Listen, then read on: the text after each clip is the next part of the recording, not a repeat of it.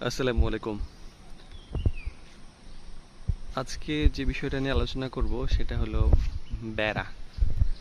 তো বাগান তৈরি করার আগে সবচেয়ে বেশি গুরুত্বপূর্ণ বিষয় হলো বেড়া।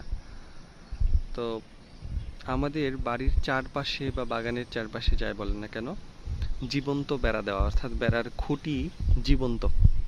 এটা হলো আমরা বলি জিগার গাছ বা জিগা গাছ।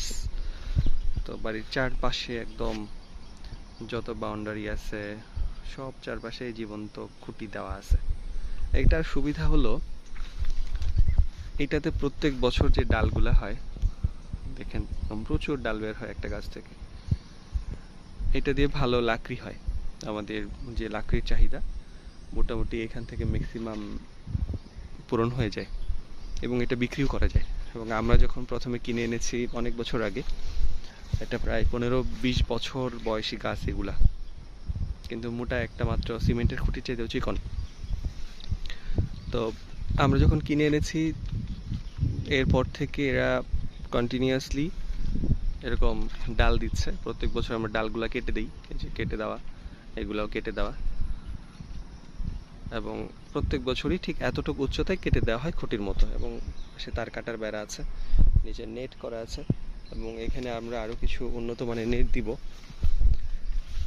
তো এই বেড়ার সুবিধাটা হলো যে সিমেন্টের খুঁটি একটা সময় গিয়ে ভেঙে যায়, নষ্ট হয়ে যায়, আবার কোনো কারণে দেখা যায় যে নতুন করে দিতে হয় এবং সেটা থেকে কোনো বেনিফিট আসে না। যেমন এই ডালগুলা কিন্তু যারা বুঝে ওনারা কিন্তু আবার কিনে নেয়। আমরা যদিও ওইভাবে এত বিক্রি করি না, মাঝে মাঝে কেউ কিনতে চাইলে আমরা দিই, কারণ প্রচুর পরিমাণে থাকে বাড়ির চারপাশ, বাগান এবং সব জায়গায়। এখানে প্রচুর পরিমাণে এই ডাল হয়। তো যারা বাগান করবেন, বেড়া দিবেন, তারা চেষ্টা করবেন জীবন্ত বেড়া দেওয়ার জন্য। এটা খরচও কম, একটা ডাল অনেক অল্প খরচে আপনার এটা কেনা যায় এবং এটা খুব সহজে মরে না।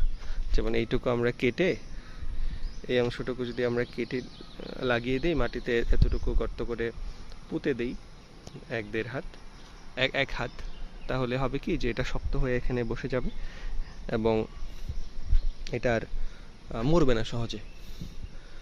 পানি দিতে হয় না, কোনো যত্ন করতে হয় না। প্রত্যেক বছর আপনি এখান থেকে লাকড়ি পাবেন এবং ছায়া পাওয়া যায়।